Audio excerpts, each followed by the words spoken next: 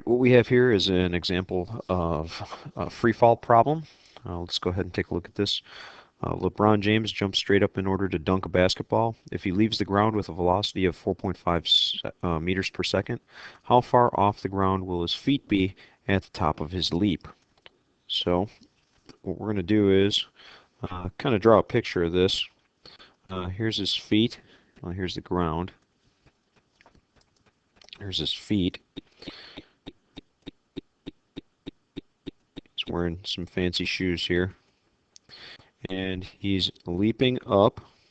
So he's going to wind up here somewhere. Again, there's those fancy shoes. Oh, he's probably wearing high tops. What we're looking for is this change in position right here.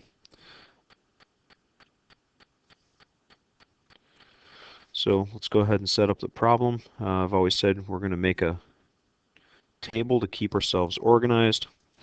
We don't have to worry about the horizontal because this is a vertical only problem. So we've got change in position, V initial, V final, T, and acceleration. Well, change position vertically, that's what we're looking for. And this is for the max height. V initial, we have, that's a positive 4.45 meters per second. V final, actually we know this for the max height. When he reaches this point here, V will be 0. Time, we don't know. Acceleration is going to be negative 9.8 meters per second squared. So we are missing two things no matter what we do, or are we?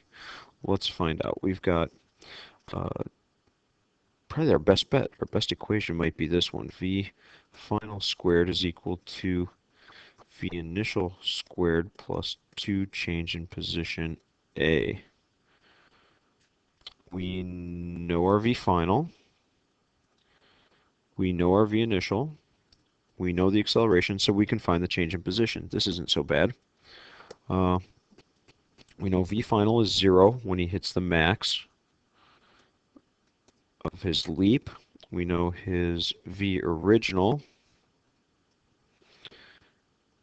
His V original was 4.45, so we've got 4.45 meters per second, and that's going to be squared, plus 2 times our change in position, which we don't know, times our acceleration, which is negative 9.8 meters per second squared. So at this point we can go ahead and solve for change in position. We're going to take 4.45 and square it and add it over to the other side. I probably need a calculator here. So let's go ahead and turn that on. We've got 4.445. We're going to square that. That's 19.8.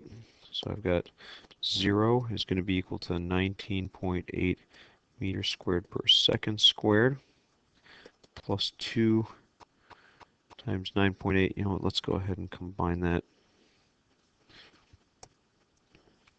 What is it, 19.6, I think?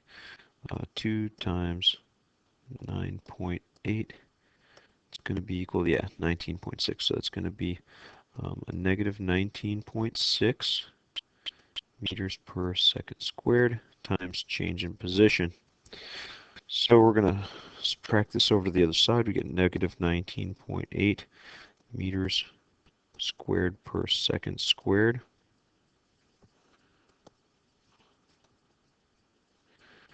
Is equal to negative 19.6 meters per second squared times change in position.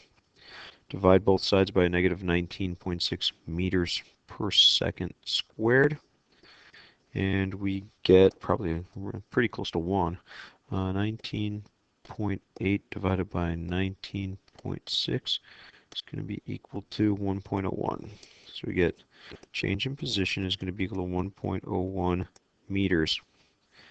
And the units do work. We're going to wind up with, let's do a little sidebar here. We've got meters squared per second squared divided by meters per second squared. Meters per second squared. This goes to the bottom of the top goes to the top. Uh, the bottom of the top goes to the bottom.